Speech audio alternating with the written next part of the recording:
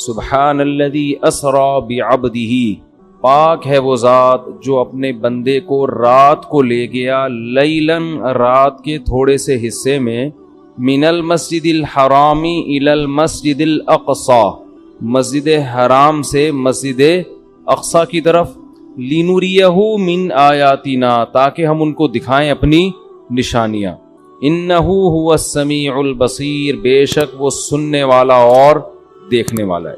قرآن میں تو بس اتنا ہی تذکرہ ہے معراج کا، اور اسی سورہ بنی اسرائیل میں آگے چل کے آتا ہے وَمَا جَعَلْنَا الرُّؤْيَا الَّتِي أَرَيْنَاكَ إِلَّا فِتْنَةً لِلنَّاسِ وَالشَّجَرَةَ الْمَلْعُونَةَ فِي الْقُرْآنِ، کہ ہم نے جو آپ کو منظر دکھایا وہ ہم نے لوگوں کے لیے آزمائش بنایا ہے، جیسے ہم نے شجرہ ملعونہ کو آزمائش بنایا، دونوں چیزوں کو ہم نے کیا بنایا؟ آزمائش۔ تو قرآن میں بس اتنا تذکرہ ملتا ہے معراج کا، ایک تو سورہ بنی اسرائیل کے شروع میں پہلی آیت، اور ایک آگے جا کے 2-3 رکوع کے بعد۔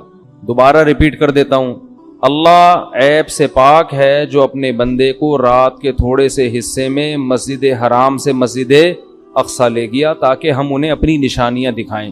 اور اللہ نے دوسری جگہ فرمایا کہ ہم نے جو منظر آپ کو دکھایا، یہ منظر بھی اور شجرہ ملعونہ بھی، یہ دونوں لوگوں کے لیے آزمائش ہیں۔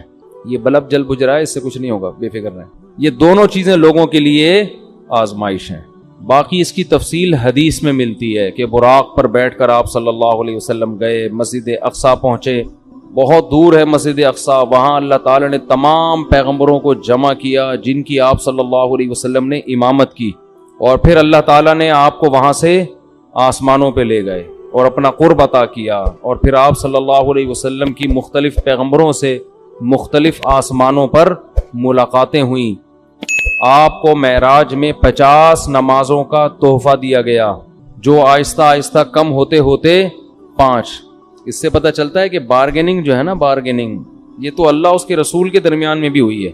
لوگ کہتے ہیں جو ہم نے قیمت بول دی بس اسی پہ خرید لو، ایک زبان، ایسا نہیں ہوتا بھائی۔ بارگیننگ آپ نے بولنے پر کوئی گورنمنٹ کی طرف سے پابندی نہیں، آپ 1 کروڑ روپے بول دو، ہم تو کہیں گے نا بھائی یہ اتنے کی دو گے تو ٹھیک ہے، تھوڑا کم کر لو، تھوڑا کم کر لو۔ تو لچک ہونی چاہیے انسان کی طبیعت میں، یہ نہیں کہ بس ایک ہی زبان ہے جو بول دیا بول دیا۔ اب اللہ نے 50 نمازیں دی تھیں، کم کرتے کرتے کتنی کر دیں؟ وہی 5۔ سوال پیدا ہوتا ہے جب 5 ہی کرنی تھی تو 50 کہنے کی ضرورت کیا تھی؟ یہ ایسا ہی ہے جیسے اللہ تعالیٰ قرآن میں بعض دفعہ مشکل احکام دیتے ہیں لیکن ابھی صحابہ نے عمل کیا نہیں ہوتا کہ اس کو منسوخ کر دیتے ہیں، ایسا بھی ہوا ہے قرآن میں۔ یہ بتانے کے لیے کہ اصل تو ہم یہ حکم دینا چاہتے تھے مگر تمہاری رعایت میں ہم اپنے حکم کو چینج کر رہے ہیں۔ اگر پہلے ہی حکم دیا جاتا نا آسان والا تو پتہ کیا چلتا کہ اللہ اصل کیا چاہتے تھے اور آسانی کر کے کیا چاہتے ہیں۔ تو اصل تو یہ تھا کہ اللہ چاہتے تھے ہم دن میں کتنی نمازیں پڑھیں؟ 50 ٹائم، لیکن اللہ کو پتا تھا کہ یہ مشکل میں پڑ جائیں گے اور جہنم میں جانے والوں کی تعداد اور زیادہ بڑھ جائے گی، اس لیے اللہ نے کہا کہ میں تمہاری رعایت کرتا ہوں۔ جیسے بیوہ عورت کو نکاح کے پیغام سے اللہ نے منع کیا، لیکن اللہ نے فرمایا اللہ کو پتا ہے تم باز نہیں آؤ گے تو اشارتاً پیغام بھیج سکتے ہو، اس زمانے کی بات ہے۔ تو اسی طرح قرآن میں آتا ہے کہ ہم حکم دے رہے ہیں کہ جب نبی کی محفل میں جاؤ تو پہلے کچھ صدقہ دیا کرو۔ پھر اللہ نے فرمایا اشفقتم ان تقدموا بین یدی نجواکم صدقہ، تم ڈرتے ہو کہ ہر چیز میں پہلے صدقہ دینا پڑے گا، چلو معاف کیا، نہیں دو صدقہ، ٹھیک ہے نا۔ تو یہ قرآن کی عادت ہے، اس سے اللہ کی رحمت کا پتہ چلتا ہے، اور یہ بھی کہ اسلام کے احکام میں بھی اللہ نے ہمیں یہ بتایا ہے کہ میں بھی تمہاری طبیعت کا، تمہاری کمزوری کی رعایت کرتا ہوں۔ تو جب اللہ ہماری رعایت کر کے احکام دے رہا ہے تو ہمیں بھی اپنے ماتحتوں کا خیال بولو کرنا چاہیے۔ اللہ ہمیں بتاتا ہے کہ اصل تو میں یہ کہنا چاہتا ہوں، یہ چاہتا ہوں حکم ہو، لیکن تم نہیں عمل کر سکو گے، چلو یہ اس پر عمل کرو۔ تو جب اللہ انسانوں کی رعایت کرتا ہے تو انسانوں کو بھی چاہیے کہ وہ ایک دوسرے کی رعایت کرا کریں، اتنا بوجھ کسی پہ نہ ڈالیں کہ بس تیر کی طرح سیدھے چلو تم، ایسا نہیں ہو سکتا بھائی۔ انسان ٹیڑھا میڑھا ہے، آڑا ترچھا ہے، اس کو بالکل ہر چیز میں ایکوریٹ کرنے کی کوشش کریں گے نہ، کوئی بھی نہیں ہو سکتا۔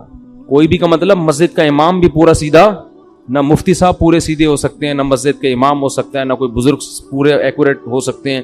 لوگ کہتے ہیں مفتی صاحب نے اس دن بیان میں یہ بول دیا تھا، مفتی صاحب اس دن وہاں انڈا موڑ پہ بیٹھے ہوئے ٹانگ پہ ٹانگ رکھ کے چائے پی رہے تھے. یہ علماء کے بیٹھنے کا طریقہ نہیں ہوتا. اس دن مفتی صاحب نے کہہ دیا تھا بھاڑ میں جائے. چلتا ہے مارکیٹ میں سب. ہاں کچھ لوگ بیٹھے ہیں کیڑے نکالنے کے لیے. کچھ لوگ کیا ان کا کام ہی یہی ہے کہ اس کے کیڑے جمع کر کے ایک شاپر میں لا کے پوری کیڑوں کی دکان کھولی ہوئی ہے انہوں نے. وہ ان کا کام ہی یہی ہے کہ ایک دوسرے کی غلطیوں کو ہائی لائٹ کرنا. اور خود اتنے بڑے بڑے بلینڈر ان لوگوں سے ہوتے ہیں کہ اگر کوئی دوسرا ان کی غلطیاں جمع کرنا شروع کر دے تو الامان والحفیظ. تو لچک ہے بھائی, لچک. لوگوں کی رعایت کیا کرو. نمازیوں کی رعایت کا حکم ہے مسجد کے امام کو. اتنی لمبی نمازیں نہ شروع کر دو کہ لوگ کھڑے کھڑے تھک جائیں. حضرت معاذ تھے, حضرت جابر بن عبداللہ, انہوں نے اتنی لمبی عشاء کی نمازیں پڑھانا شروع کر دی, سورہ بقرہ پڑھتے تھے پوری اس میں نا. اب ایک صحابی تھے وہ کھڑے کھڑے تھک جاتے, وہ ایک دن نماز توڑ کے چلے گئے اور جا کے نبی صلی اللہ علیہ وسلم سے شکایت کی کہ یہ اتنی لمبی عشاء کی نماز پڑھاتے ہیں. اچھا جب وہ گئے نماز میں تو ان کو صحابی رسول نے کہا کہ تم منافق ہو گئے ہو. تم کیا ہو گئے ہو؟ کیونکہ نماز میں تم کیا کر رہے ہو؟ شارٹ نماز چاہیے. یہ تو منافق کا دل نماز میں نہیں لگتا. تو فتویٰ دیا کہ تم کیا ہو گئے ہو؟ منافق. انہوں نے جا کے نبی صلی اللہ علیہ, حضرت معاذ بن جبل تھے, انہوں نے جا کے نبی صلی اللہ علیہ وسلم کو بتایا کہ یا رسول اللہ اتنی لمبی نماز پڑھا رہے ہو, اوپر سے مجھے فتویٰ کیا دے رہے ہیں, تم منافق ہو. تو آپ صلی اللہ علیہ وسلم نے حضرت معاذ کو بلایا. افتان انت یا معاذ, اتنا غضبناک ہوئے, اے معاذ تم لوگوں کو فتنوں میں ڈال رہے ہو نماز سے, یعنی تم تو ان کو آزمائش میں ڈال رہے ہو کہ نماز سے ان کے دل میں نماز کی نفرت پیدا کر رہے ہو, اور پھر آپ نے ان سے امامت چھین لی اور پھر تھوڑے دنوں بعد واپس امامت دے دی ان کو, یعنی تنبیہ کے لیے.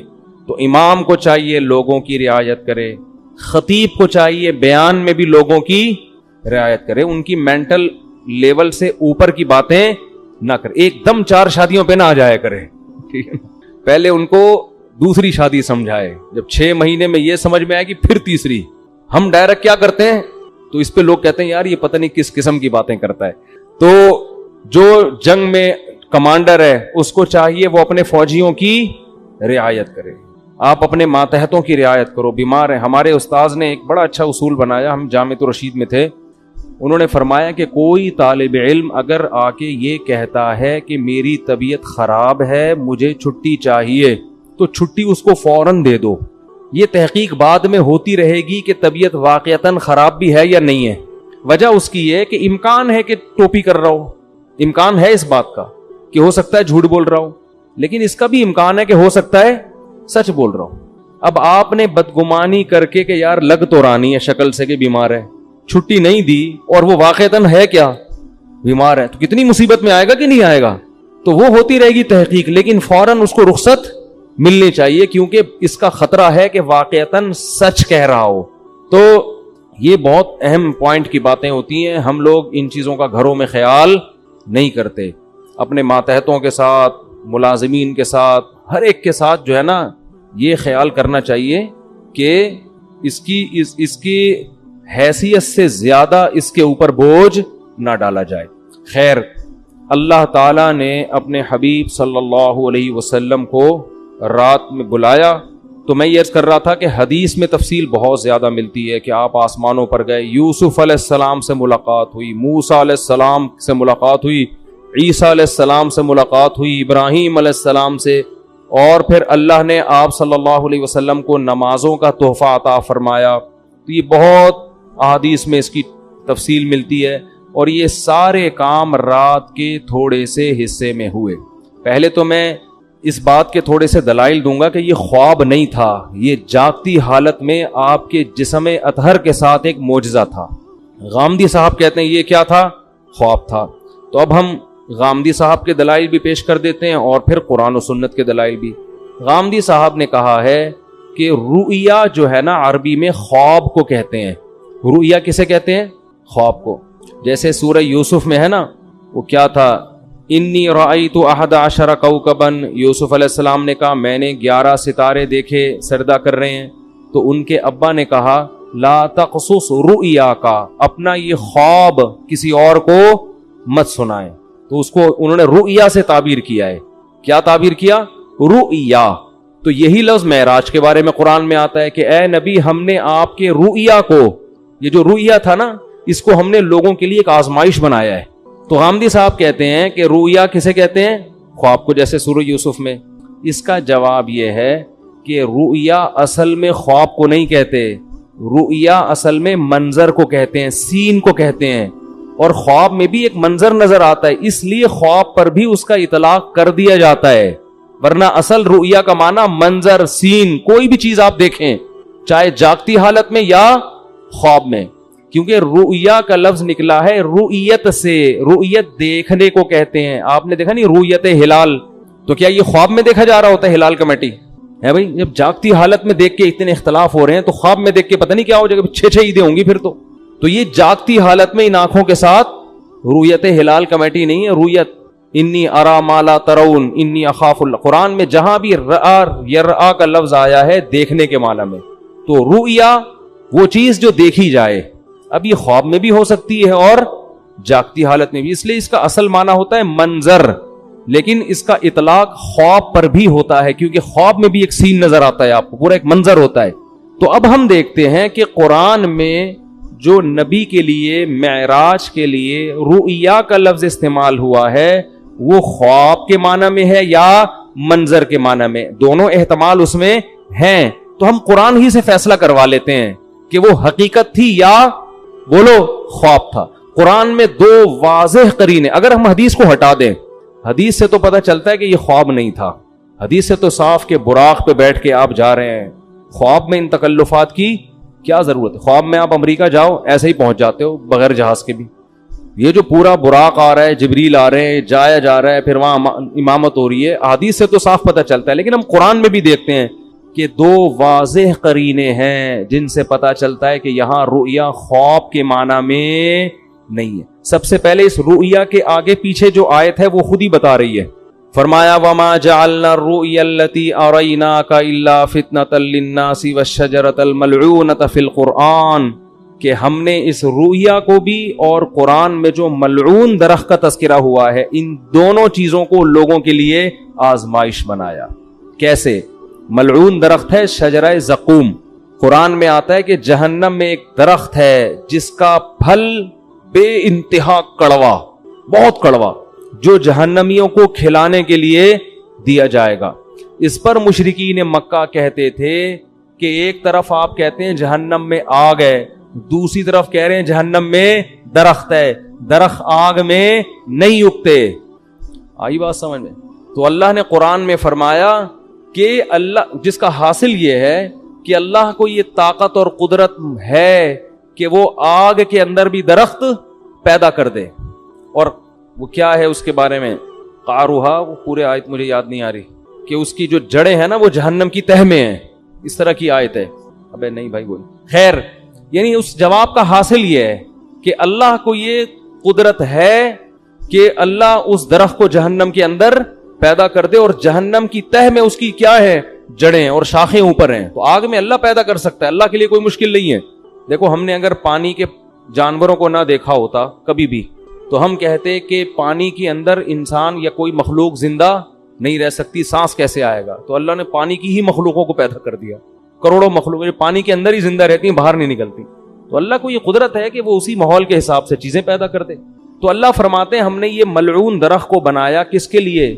آزمائش، تاکہ مشرکین اور غیر مسلم اس کا انکار کریں کہ ایسا ممکن نہیں ہے. حالانکہ یہ انکار کرنا بنتا اس لیے نہیں ہے کہ اللہ ہر چیز پر قدرت رکھتا ہے. تو ہم نے زقوم درخت کو بھی لوگوں کے لیے کیا بنا دیا؟ آزمائش، کہ یہ اللہ کی قدرت جو مانتا ہے وہ تو اس کو مانے گا، جو اللہ کی قدرت نہیں مانتا وہ اس کا انکار کرے گا. تو اسی کے ساتھ اللہ نے نبی کی معراج کا بھی تذکرہ کیا کہ ہم نے نبی کو جو منظر دکھایا اس کو بھی لوگوں کے لیے کیا بنایا؟ آزمائش. کیا مطلب؟ جو اللہ کی قدرت کو مانے گا وہ تو مانے گا اس واقعے کو، جو کہتے ہیں اللہ ایسا نہیں کر سکتا وہ اس واقعے کا انکار کر دے گا. خواب اگر یہ ہوتا تو خواب کو ماننا کوئی اچھمبے کی بات نہیں ہے، یہ فتنہ تھوڑی بنتا. نبی کہتے مجھے خواب آیا ہے، یہ ہوا ہے، تو ابو جہل بھی کہتے تھا بھائی خواب تو کسی کو بھی کچھ بولو نا بھائی آ سکتا ہے، خواب میں تو آپ کہیں بھی جا سکتے ہیں، کوئی بھی انکار نہ کرتا. لیکن جیسے وہ کہہ رہے تھے عقلاً یہ ممکن نہیں ہے کہ جہنم میں درخت پیدا ہو جائے، ایسے ہی عقلاً یہ ممکن نہیں ہے کہ کوئی انسان زندہ اپنے جسم کے ساتھ رات کے تھوڑے سے حصے میں مسجد حرام سے مسجد اقصی اور آسمانوں کی سیر کر کے آ جائے, اٹ isn't possible, یہ عقلاً ممکن نہیں ہے. تو اللہ کہتے ہیں دونوں چیزیں تمہارے لیے آزمائش ہیں. خدا کی قدرت کو مانو گے تو دونوں پہ یقین کرو گے, نہیں مانو گے تو دونوں کا انکار کرو گے. تو یہ بہت بڑی دلیل ہے کہ یہاں رؤیا سے مراد معراج میں حقیقت ہے جسم کے ساتھ, خواب اس سے مراد نہیں ہے, ورنہ یہ آزمائش نہ ہوتا. دوسرا قرآن میں واضح اشارہ کیا, وہ تو صراحت ہے. سورہ بنی اسرائیل شروع ہو رہی ہے, سبحان الذی, پاک ہے وہ ذات, اسرا بعبدہ, جو اپنے بندے کو رات کے تھوڑے سے حصے میں لے گیا, من المسجد الحرامی الی المسجد الاقصی, مسجد حرام سے مسجد اقصی. یہاں اللہ نہیں کہہ رہے کہ میں نے خواب میں لے گیا ہوں. جب میں کہتا ہوں کہ میں رات کو کے تھوڑے سے حصے میں آپ کو یہاں سے وہاں لے گیا, تو اس کا مطلب کیا ہوتا ہے؟ لے کر گیا یا خواب دکھایا ہے بھائی؟ آپ کہہ رہے ہو کہ بھائی دیکھو میں تمہیں اپنے ساتھ ملیشیا لے کر گیا تھا اور میں نے تمہیں وہاں گھمایا اور پھرایا, پھر میں تمہیں وہاں, تم دبئی کی سیر. اب کوئی آدمی کی نئی نئی شادی ہوئی ہے, فرض کر لو, بیگم کو ہنی مون کے لیے مری لے کر گیا, بعد میں پھڈا ہو گیا, بیگم کو کہہ رہے دیکھو میں تمہیں اپنے ساتھ اس دن مری لے کر گیا تھا, پھر میں تمہیں نتھیا گلی کی میں نے تمہیں سیر کرائی, پھر میں وہاں سے ہم نے ٹن مارا ادھر کی طرف, ہم مڑے سوات مردان کی مالم جبا ہے کیا ہے, بہرحال جو بھی ہے, وہاں سے ٹن مار کے اسلام آباد سے ہم اگلی فلائٹ سے واپس آئے. کوئی بندہ وہاں بیٹھا ہوا کہہ رہا ہے یار آپ بھابھی سے اتنی محبت کرتے ہو؟ ہاں جی میں تو بہت محبت. کہتے ہیں بہت اچھا خواب دکھایا اپنے بھابھی کو. آپ بولو گے تمہارا دماغ خراب ہو گیا, میں خواب کی باتیں کر رہا ہوں, میں کہہ رہا ہوں میں لے کر گیا. تو جب کوئی عام آدمی یہ بات کرتا ہے, دوسرا اس کو خواب کہے گا, تو آپ کو غصہ آئے گا کہ نہیں آئے گا؟ اللہ سورہ بنی اسرائیل شروع اس طرح سے کر رہے ہیں, سبحان الذی, پاک ہے وہ ذات, اسرا بعبدہ, جو اپنے بندے کو لے گیا, لیلن, رات کے تھوڑے سے حصے میں. یہ تنوین تقلیل کے لیے, تھوڑے سے حصے میں بھی اللہ اپنی قدرت دکھا رہا ہے. خواب کا تذکرہ ہوتا تو نہ رات کہنے کی ضرورت تھی, نہ رات کا تھوڑا حصہ کہنے کی ضرورت تھی. سمجھ میں نہیں آ رہی بات؟ دوسری بات, تیسرا قرینہ, اللہ اس آیت کو شروع کر رہا ہے سبحان الذی, ہر عیب سے پاک ہے وہ ذات. اس میں اللہ اپنی قدرت بتا رہا ہے کہ تمہیں عجیب سا لگے گا کہ رات کے تھوڑے سے حصے میں کوئی بندہ مسجد حرام اور مسجد اقصی سے ہو کے واپس بھی آ جائے, اٹ isn't possible, یہ ممکن نہیں ہے. تو اللہ آیت شروع کر رہا ہے سبحان الذی, اللہ ہر عیب سے پاک ہے, وہ عاجز نہیں ہے کہ کچھ کرنا چاہے تو اس کو اسباب کے تانے بانے جوڑنے پڑے, ٹائم دیکھنا پڑے, بھائی اتنے ٹائم میں تو یہ ممکن نہیں ہے, اس لیے اللہ عیب سے پاک ہے. تو یہ تیسرا قرینہ ہے. خواب ہوتا تو اللہ سبحان اللہ کا ذکر نہ کرتا. عجیب چیز کو دیکھ کے ہم کہتے ہیں نا سبحان اللہ, اچھی کہو کہتے ہیں, وہ کون پنجاب میں جب تقریر ہوتی ہے کہتے ہیں اچھی کہو سبحان اللہ, تو انہوں نے کوئی بڑا ٹیکنیکل پوائنٹ مارا ہوتا ہے. خوابوں کی باتوں پہ کوئی اتنا زیادہ نہیں ہوتا سبحان اللہ, ٹھیک ہے نا. تو اللہ فرما رہے ہیں کہ یہ تین واضح قرینے قرآن مجید میں, لِنُرِيَهُ مِنْ آیَاتِنَا, تاکہ ہم محمد صلی اللہ علیہ وسلم کو اپنی نشانیاں بتائیں. تبھی تو مشرکین نے انکار کر دیا, یہ نہیں ہو سکتا. اگر خواب کی بات ہوتی تو وہ انکار نہ کرتے. پھر جب انکار کیا تو اللہ فرماتے ہم نے اس واقعے کو آزمائش بنایا. باقی اس میں حکمت کیا تھی؟ یہ معجزہ اللہ نے کسی اور پیغمبر کو نہیں دیا. ہر پیغمبر کو الگ قسم کے معجزے ملتے ہیں. حضرت عیسیٰ علیہ السلام کو جو معجزے ملے نا, وہ کہا جاتا ہے کہ سب سے زیادہ معجزے اللہ نے حضرت عیسیٰ کو دیے. مردے کو زندہ, کوڑ کے مریض کو شفا, پیدائشی نابینے کی آنکھیں واپس, مٹی کا پرندہ بنا کے پھونک ماری, پھڑ پھڑ پھڑ کر کے اڑ رہا ہے. یہ بہت ہی عجیب قسم کے معجزے. علماء کہتے ہیں کہ حضرت عیسیٰ کے دور میں علم طب جو تھا نا, میڈیکل سائنس, وہ اس وقت کافی عروج پہ پہنچ چکی تھی. حکمت کا علم, حکیم, بڑی بڑی پیچیدہ بیماریوں کے علاج دریافت ہو گئے تھے, لیکن ساری دنیا کے سارے حکیم کہتے تھے کوڑ کے مریض کا علاج ممکن نہیں ہے.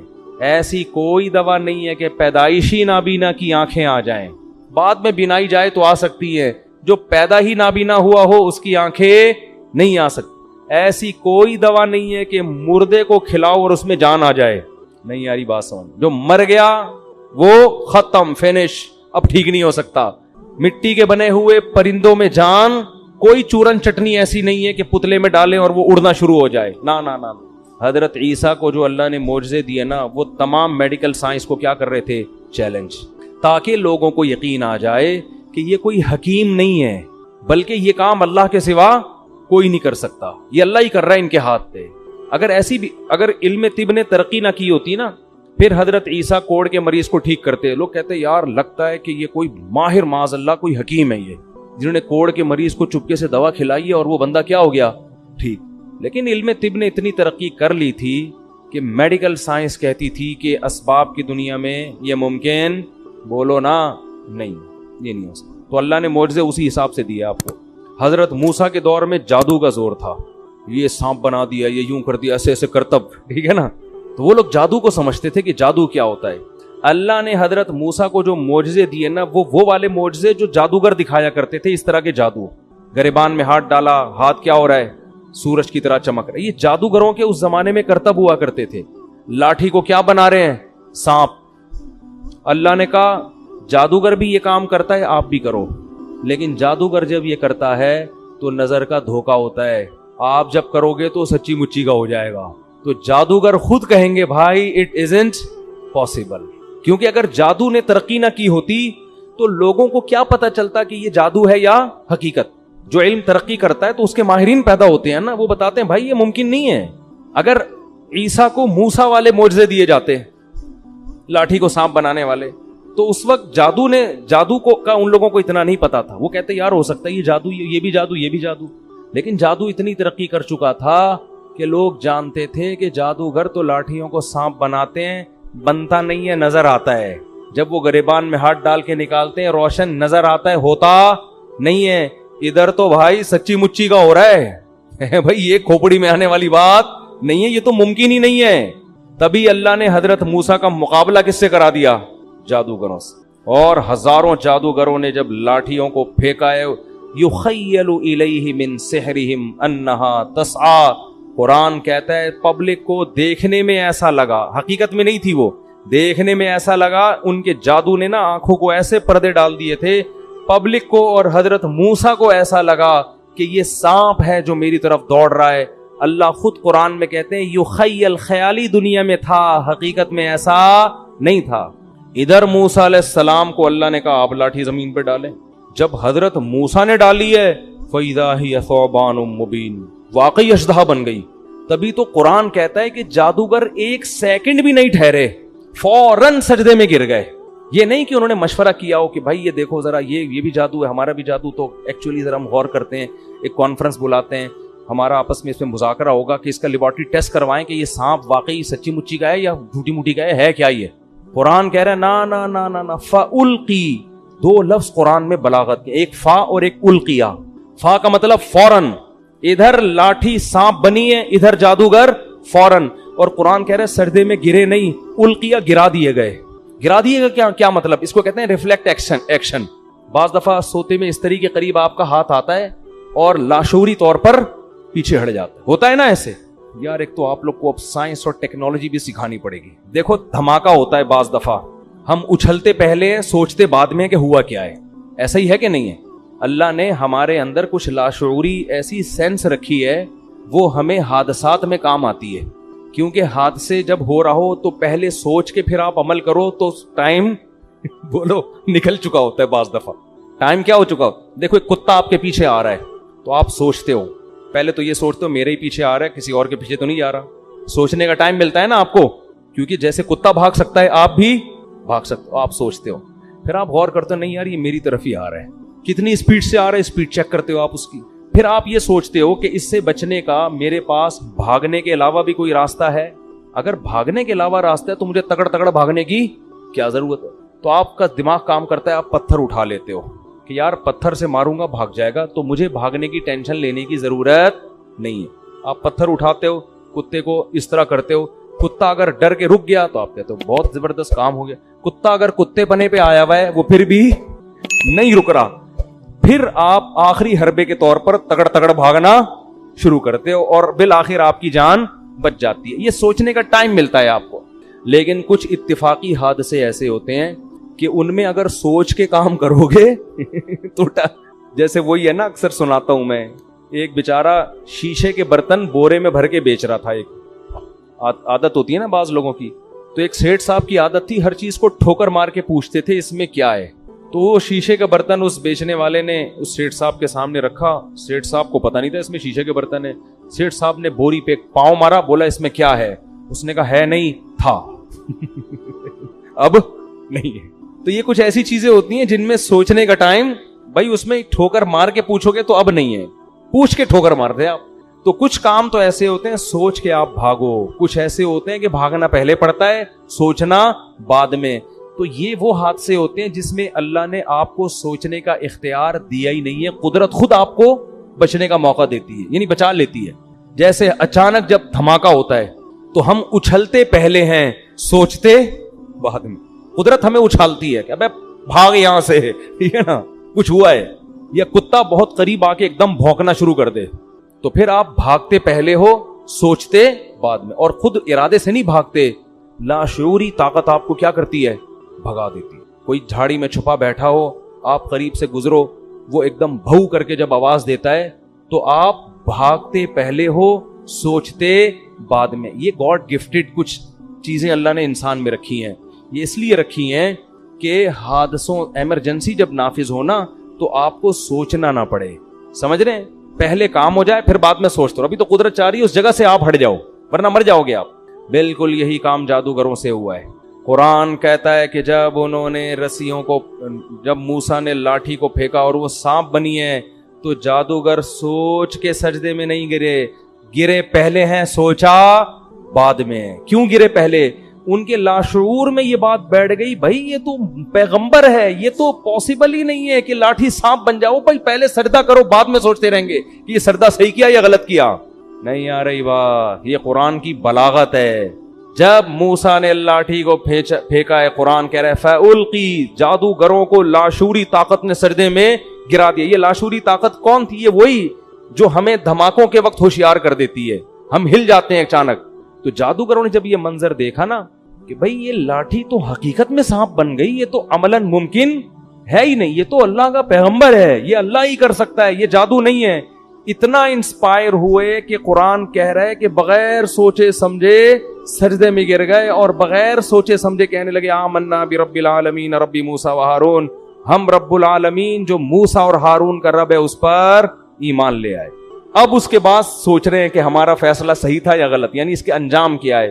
تو سوچنے کے بعد ان کو یقین ہو گیا کہ ہم نے فیصلہ کیا کیا ہے, صحیح. اب فرعون دھمکیاں دے رہا ہے کہ تمہاری نورا کشتی تھی اور میں تمہارے ہاتھ پاؤں کاٹ کے لٹکا دوں گا. انہوں نے کہا لن نؤثرک علی ما جاءنا من البینات, اے فرعون موسیٰ کے برحق ہونے کے جو ہم نے دلائل دیکھ لی ہیں نا, اب ہم تیری بات پر یقین نہیں کریں گے. فقضی ما انت قاض, تو ہاتھ پاؤں کاٹنے کی بات کرتا ہے, جو تیرے بس میں ہے وہ کر لے. چند سیکنڈ کا ایمان ہے مگر کتنا پاورفل. اور فرعون کو کب سے دعوت دی جا رہی ہے, کم وقت کی سمجھ میں بات نہیں آ رہی. ان کو یقین ہو گیا کیونکہ ابھی تک نشانی نہیں دیکھی تھی نا, چند سیکنڈ کا ایمان ہے اتنا تگڑا. اور پھر فرعون کو کیا کہہ رہے ہیں, انما تقضی هذه الحیات الدنیا, تو جتنی سزا دے گا اسی دنیا میں دے گا نا, تو اس دنیا میں زیادہ زیادہ کیا کر لے گا, آگ میں ڈال دے گا, قتلے بنا دے گا, جیل میں ڈال دے گا, عمر قید کی سزا دے دے گا, تو 25-30 سال کے بعد مرمرا کے کیا ہو جائیں گے, ختم. اور آگے کہنے لگے ہم جو رب پر ایمان لائے ہیں نا, رب پر, اس پر جو ہمیں رب دے گا, واللہ خیر و ابقا, گاڈ کا جو انعام ہے وہ تجھ سے زیادہ اچھا بھی ہے اور ہمیشہ باقی رہنے والا بھی. کوانٹٹی کے اعتبار سے بھی اچھا, کوالٹی کے اعتبار سے بھی اچھا ہے. تو بارگیننگ ہو رہی ہے, ٹھیک ہے نا. تو اگر رب سے زیادہ دے سکتا ہے تو بات کر, ظاہر ہے وہ تو دے نہیں سکتا. فرعون نے ہاتھ پاؤں کاٹ کے لٹکا دیا. تو اللہ نے یہ بھی دکھا دیا کہ نورا کشتی نہیں ہے, کیونکہ نورا کشتی میں دونوں کے مفاد ہوتے ہیں, ایک قتل ہونے کے لیے تیار نہیں ہوتا. اتنی واضح نشانیاں فرعون کو اللہ نے دکھا دی کہ دیکھ جادوگروں نے گواہی بھی دے دی ہے اور اپنی قربانی سے یہ بھی ثابت کر دیا کہ یہ نورا کشتی نہیں ہے.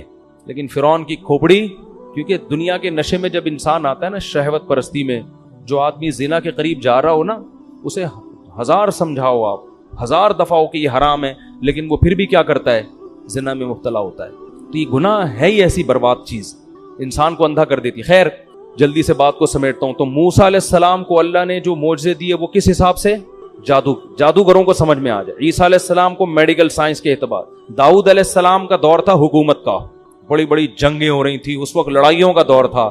اللہ نے ایسے معجزے دیے آپ کو جو جنگوں میں آپ کے کام آئے، لوہے کو پگھلا دیا آپ کے ہاتھوں میں، اس طرح سے. خیر، تو ہمارے نبی کو جو معجزے دیے ہیں نا، وہ قیامت تک کے حساب سے وہ آپ کے حساب سے سوٹیبل ہیں. ایک معجزہ تو قرآن دیا، کیونکہ یہ دور ہے ایجوکیشن کا، تعلیم کا. تو قرآن کا جو معجزہ ہے، قرآن نے دعویٰ کیا اس جیسی کتاب لے کر آؤ. کتابوں کا دور ہے نا، تو قرآن نے کیا کہا؟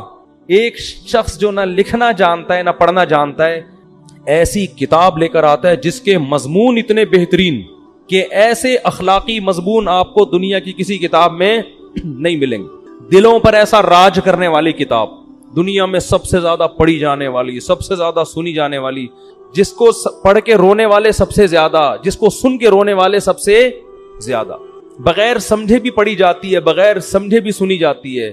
لئن اجتمعت الانس والجن علی ان یاتوا بمثل ھذا القرآن، ساری دنیا کے انسان جنات جمع ہو جائیں، لا کے دکھائیں، نہیں لا سکتے.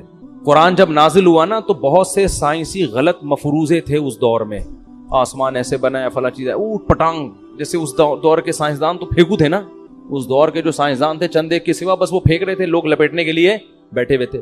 لیکن قرآن نے ایسا کوئی غلط سائنسی نظریہ ذکر نہیں کیا، حالانکہ وہ تو بہت کچھ تھا. تو ہمارے نبی کو کیسے پتا چل گیا کہ یہ والا نظریہ صحیح ہے، یہ والا نظریہ غلط؟ کوئی ایسا نظریہ قرآن نے تذکرہ نہیں کیا. ایسے باطل نظریات سے اب تک کیا ہے؟ پاک ہے. تو یہ بھی معجزہ ہے کہ بھئی ایک دور تھا سائنس ترقی کرے گی، لوگ ان سب چیزوں کو غلط سمجھیں گے، تو قرآن نے ایسی کوئی غلط نظریے کو اپنی کتاب میں جگہ نہیں دی. اچھا، تو معراج کیوں نبی کا معجزہ؟ نبی کو یہ کیوں معجزہ دیا گیا؟ یہ اس لیے دیا گیا کہ آپ صلی اللہ علیہ وسلم آخری نبی تو ہیں لیکن سب سے افضل.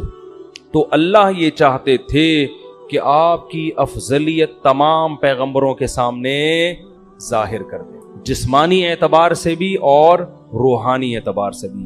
تو جسمانی اعتبار سے تو اللہ آپ کو عرش کے قریب لے کر گئے ہیں، بلندیوں پہ. روحانی اعتبار سے نماز سب سے اہم ترین عبادت ہے، تو اللہ نے تمام پیغمبروں کو آپ کا مقتدی بنایا، آپ کو امام بنا کے یہ بتا دیا کہ روحانی اعتبار سے بھی یہ آپ سب پر فضیلت رکھتے ہیں. زبانی بتا دینا کافی نہیں ہوتا، پریکٹیکل کروایا جاتا ہے. جس کے پیچھے انسان نماز پڑھتا ہے اس کا احترام کرتا ہے نا. کیا خیال ہے بھائی ہم ان کے پیچھے کیا پڑھتے ہیں؟ یہ اللہ کے دربار میں حاضری کے وقت ہمارے رہبر ہوتے ہیں. تو اللہ کے ہاں تو سب سے اہم چیز کیا ہے؟ نماز. تو اللہ نے کیا کیا؟ آدم علیہ السلام، موسیٰ علیہ السلام، یوسف علیہ السلام، داؤد علیہ السلام، زکریا علیہ السلام، عیسیٰ علیہ السلام، سارے پیغمبروں کو بولا چلو بیت المقدس میں صفے بنا کے کھڑے ہو جاؤ.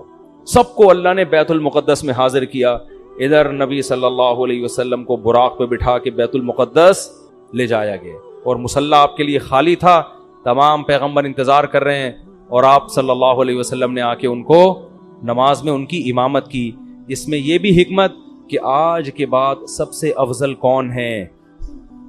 محمد صلی اللہ علیہ وسلم. سب کی موجودگی میں مصلی پہ کون کھڑا ہوگا؟ ابے بولنے میں کیا جا رہا ہے؟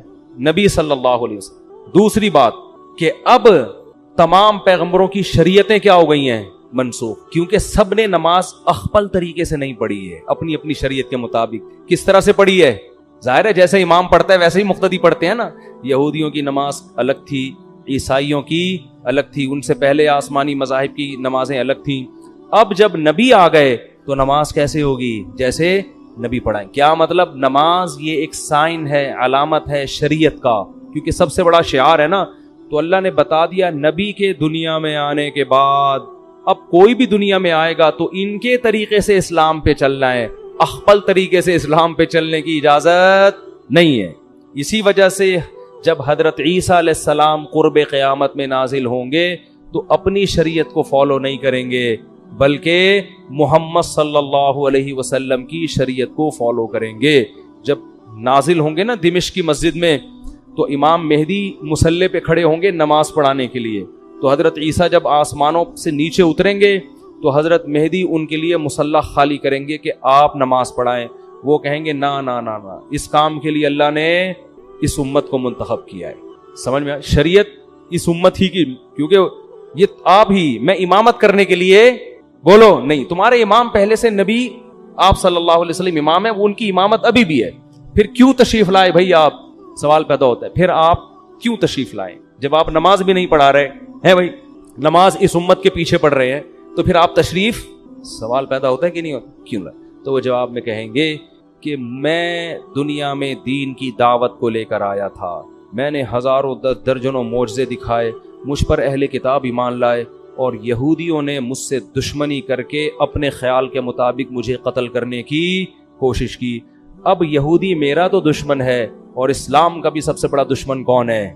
یہودی۔ تو یہ ہم دونوں کا مشترک دشمن ہے، تو میں اب اس امت کی قیادت کروں گا یہودیوں سے قتال کرنے میں۔ سمجھ میں نہیں آ رہی تو جیسے چل رہے ہیں ویسے ہی چلتے رہے۔ میں جب سبق پڑھاتا ہوں طلبہ سے کہتا ہوں سمجھ میں آ رہی؟ وہ کہہ رہے نہیں، میں کہہ رہا ہوں باقی دنیا میں ساری باتیں سمجھ میں آ گئی ہیں آپ لوگوں کو؟